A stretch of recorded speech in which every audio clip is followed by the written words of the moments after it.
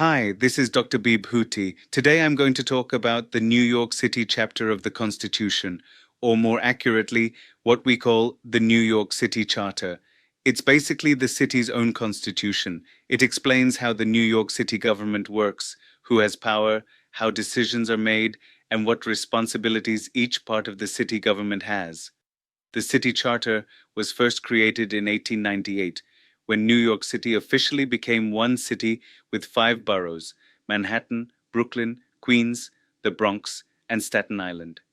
Since then, it's been changed several times, especially in 1936, 1963, and 1989, to make the government more fair and modern.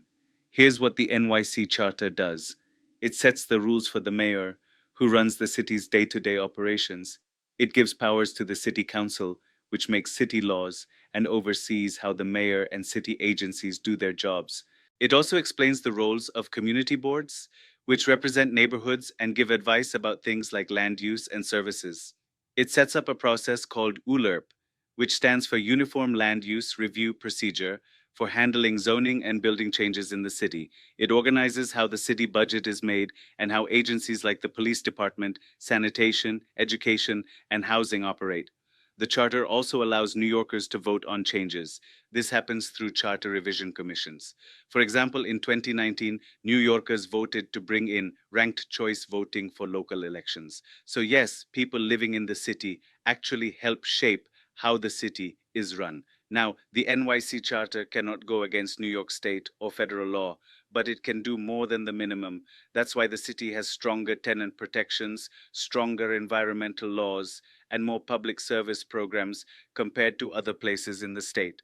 Still, the charter isn't perfect. There are concerns about outdated systems, lack of community power, and weak enforcement of rules. People are talking about reforms in areas like police oversight, public housing, and city budgeting. So why should you care? Because this charter directly affects your life, your rent, your school, your trash pickup, your safety, your streets. If you live in New York City, you're a part of this system and you have a say in how it works. Thanks for listening. If you want to learn more about how your city works or how you can get involved, subscribe for more content like this. Take care.